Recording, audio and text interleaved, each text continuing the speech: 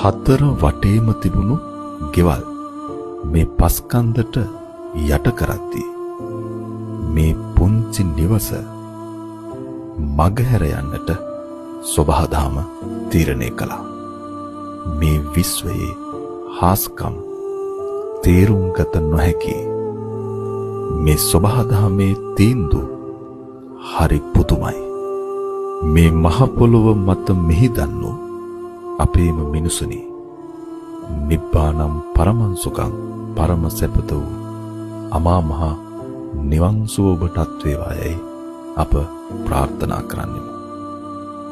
සසර වසනතුරු නිවන් දකින්නතුරු ඔබට මෙවන් අකල් මරණයක් කිසි කලක නොවේවායයි අප ප්‍රාර්ථනා කරන්නෙමු.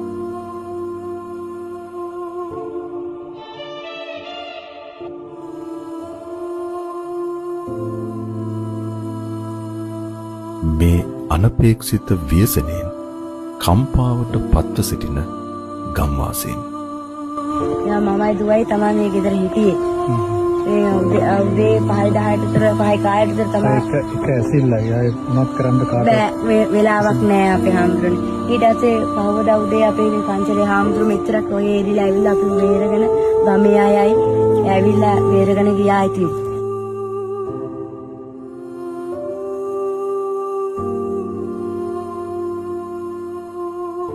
ගමක සුන්දරත්වයේ දකිමින් ජීවත් වන්නට සිහිනමවන ඔබ මොහොතකට කම්පණයට පත් කරන මේ සිදුවීම ඇසූ පිරු හැම කෙනෙකුටම කම්පණයට පත් කරනවාට කිසිදු සැකයක් නැත. අකාරුණික රුතුරු ජල ධාරාවෝ යහන්ගල පාමුලින් කිලෝමීටර් 5ක් 6ක් දුර ගෙවා දමා පවුල් 15ක 35 දෙනෙකු මේ මිහි මත සදාකාලිකව මිහිදන් කරන්නට තරම් මේ ජල ධාරාව කුරිරු වූවා.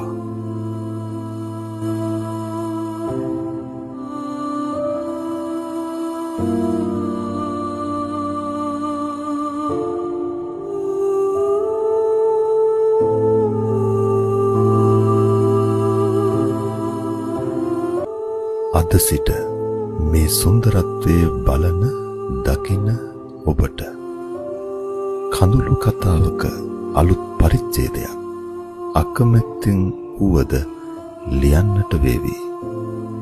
කුසිකර්මාන්තය තම ජීවනෝපාය කරගත් අවිහිංසක ගැමි ජීවන රටාවකට උරුමකම් කියන අව්‍යාජ ගැමි පිරිසක් ජීවත් වූ හෙල්මලු ක්‍රමයට ගොවිතැන් කරපු ඉතාම රමණීය සුන්දරත්වයෙන් අනූන වෙල්ලායක් තමයි මේ ගල් පර්වතයන්ගෙන් පිරුණු පස්කන්දක් බවට පත් වෙලා තියෙන්නේ.